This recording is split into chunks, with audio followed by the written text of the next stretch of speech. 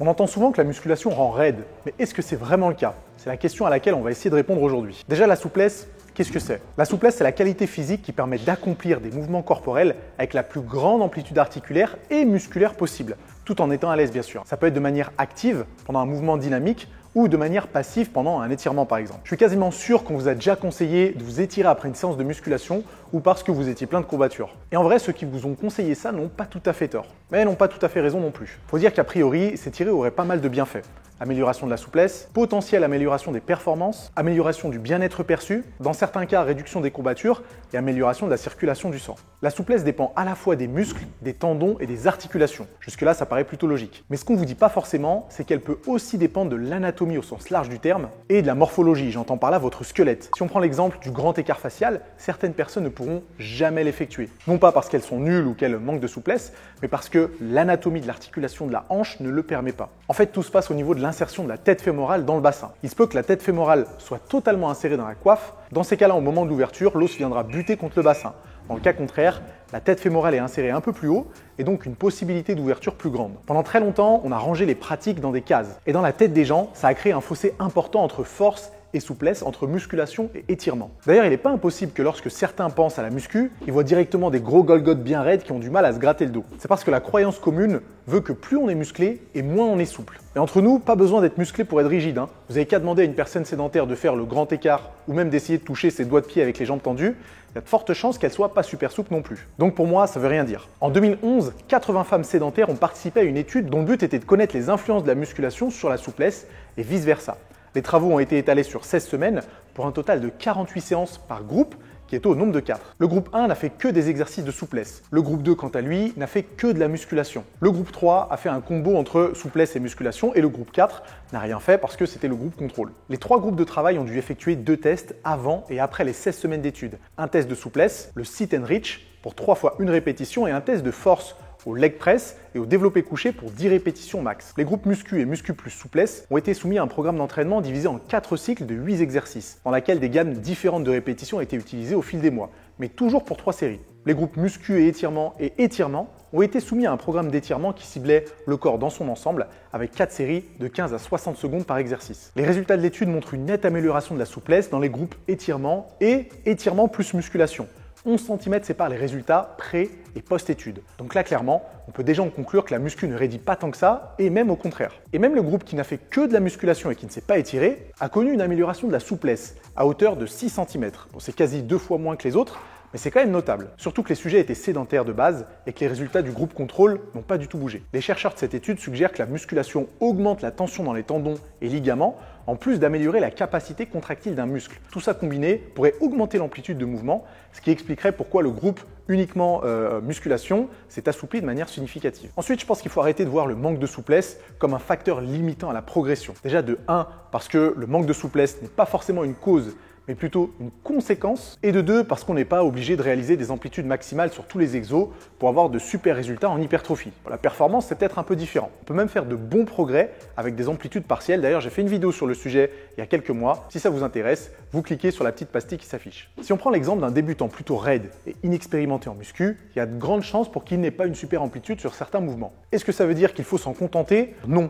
mais il faudrait y aller progressivement pour la simple et bonne raison que si l'amplitude coince, c'est parce que le système nerveux envoie un signal et qu'il faut le respecter. Une tension n'est jamais anodine. Il y a toujours un message derrière. Puis dans le cas d'un débutant qui n'a pas grande conscience de son corps, qui n'a pas forcément le meilleur schéma corporel du monde, c'est toujours mieux d'y aller progressivement. En fait, le système nerveux réduit l'amplitude de mouvement dans une volonté de nous garder en sécurité. Une zone qui manque de stabilité et donc de renforcement sera plus tendue qu'une zone stable où les forces sont équilibrées. La tension fait du coup office de stabilité temporaire et le système nerveux limite la casse en nous empêchant d'aller plus loin et nous mener à la blessure. Concrètement, ça veut dire que le débutant aura de meilleures amplitudes quand le système nerveux estimera que le corps est assez stable pour débloquer quelques centimètres. Si on suit cette logique, ça veut dire qu'on devrait prendre le meilleur des deux mondes. Ceux qui passent leur temps à s'étirer devraient se muscler pour renforcer les zones faibles et ceux qui passent leur temps à se muscler devraient s'étirer pour gagner en amplitude de mouvement. Puis comme la souplesse est une qualité physique, c'est toujours bien de pouvoir se développer dans ce secteur-là. D'autres études ont été menées pour tenter de déterminer l'impact du renforcement musculaire sur la souplesse et toutes tirent la même conclusion. La musculation a un effet positif sur la souplesse. Et dans mon expérience perso, parmi tous les clients que j'ai pu avoir, il y en a beaucoup qui ont réussi à gagner en mobilité et en souplesse grâce à la muscu et uniquement à la muscu. Et à ce stade-là de la vidéo, vous voyez bien que la conclusion commence à se dessiner. Une étude a opposé deux groupes pour comparer les gains de force et de souplesse sur 5 semaines. L'un faisait de la muscu, l'autre faisait des étirements statiques et passifs. Les deux programmes reprenaient les mêmes patterns de mouvement et les mêmes articulations étaient sollicitées pour des amplitudes similaires. Et ce qui peut sembler un peu étonnant, c'est que les chercheurs ont trouvé que le programme de muscu avait autant de bénéfices en termes d'amélioration de la souplesse que les étirements statiques proposés dans le programme. Et en soi, encore une fois, c'est plutôt logique. La phase excentrique d'un mouvement étire les fibres musculaires. C'est le moment où il y a le plus de tension mécanique. Et si on rajoute une charge additionnelle à ce moment-là du mouvement, la tension d'étirement sera encore plus importante. Ce qu'il faut retenir, c'est que le travail de résistance peut améliorer la souplesse et donc l'amplitude, mais que l'inverse n'est pas forcément vrai. Dans la majeure partie des cas, faire des étirements ne permet pas de gagner en force, sauf exception, et encore ça dépend du type d'étirement. À la limite, ça pourrait influencer positivement l'amplitude de mouvement, mais la souplesse, probablement un peu moins. En améliorant sa souplesse, on améliore aussi sa mobilité et sa capacité à bouger dans de plus grandes amplitudes. C'est là qu'il faut bien comprendre que la souplesse et la force sont indissociables. Avoir une très bonne amplitude de mouvement, c'est top. Et en soi, je parle même pas forcément de muscu. Si un jour dans la vie quotidienne, vous êtes amené à faire un mouvement inhabituel dans une amplitude inhabituelle, vous serez quand même bien content d'être suffisamment souple et mobile pour le supporter sans blessure. On connaît ceux qui se font les croisés en faisant un match de foot avec des amis le dimanche parce qu'ils ne sont pas assez souples, ni assez mobiles, ni assez renforcés. Et ben, ça peut être intéressant dans ce cas de figure. Ensuite, il y a un truc qui me chagrine, c'est qu'on veut toujours faire passer le manque de souplesse pour le méchant de l'histoire. Pourtant, dans certains cas, le manque de souplesse n'est pas une cause, mais plutôt une conséquence. Rappelez-vous de la notion agoniste-antagoniste. En position assise, par exemple, le droit fémoral et les autres fléchisseurs de hanches sont raccourcis. Par effet miroir, les fessiers et les ischio-jambiers sont étirés. Ok, jusque-là, ça va. Prenons l'exemple d'une personne qui travaille assise 8 heures par jour. Ses fléchisseurs de hanches sont raccourcis et ses fessiers étirés. À force, il n'est pas impossible qu'il commence à avoir mal en bas du dos et des fourmis dans le bas du corps. Là, la réponse est toute faite. C'est sa chaîne postérieure qui lui envoie probablement un signal. S'il se sent raide, son premier réflexe sera de s'étirer, ce qui n'est pas totalement une mauvaise idée. Mais dans ce cas-là, la rigidité est plutôt une conséquence qu'une cause. Dans ce cas de figure, il aura tout intérêt à renforcer ses ischios et ses fessiers plutôt qu'à les étirer. En fait, dites-vous que c'est comme un élastique qu'on sera en train de tirer. Maintenant, imaginez que cet élastique, c'est les fessiers qui est étiré pendant plusieurs heures d'affilée. À force, il va être tellement tendu que les tensions vont commencer à se répercuter sur le bas du dos. Et qu'est-ce qu'on fait pour supprimer la tension d'un élastique? Eh bien, on le ramène en position initiale.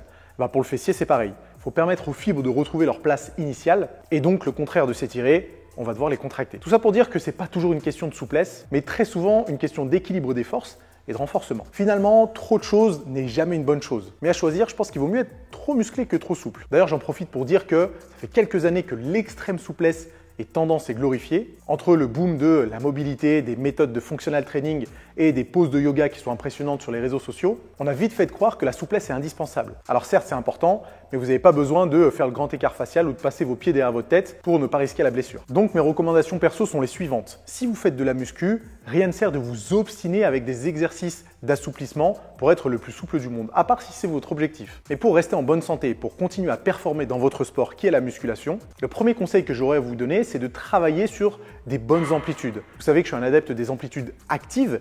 Et lorsque l'amplitude d'un mouvement est bien choisie, eh bien effectivement, elle vous permettra de gagner en souplesse. Il est tout à fait possible de développer la souplesse des ischios, par exemple, en gérant un soulevé de terre jambes tendues en amplitude active et avec une charge adaptée. Il est tout à fait possible de gagner en souplesse sur les pectoraux en faisant des écartés couchés, par exemple, avec une amplitude active encore une fois et une charge adaptée. Par contre, si vous sentez que vos années de sport vous ont rendu un peu plus raide, eh bien ce ne serait pas une mauvaise idée de rajouter une petite routine mobilité-souplesse, soit le matin en vous réveillant, soit le soir avant d'aller vous coucher. En plus de ça, c'est une excellente activité pour faire redescendre le rythme cardiaque, surtout avant de se coucher, et donc d'avoir un double bénéfice. Le premier, d'améliorer sa mobilité et sa souplesse, et le deuxième, de favoriser l'endormissement et du coup d'avoir une nuit de sommeil un peu plus efficace. Conclusion, non, la musculation ne vous fait pas perdre en souplesse. Elle peut même y contribuer en rendant votre corps plus stable. Plus votre corps est stable et plus le système nerveux sera potentiellement apte à aller plus loin dans vos amplitudes de mouvement. Maintenant, c'est sûr que si vous êtes super musclé et que vous avez très peu de mobilité et de souplesse, alors il serait peut-être temps de rétablir l'équilibre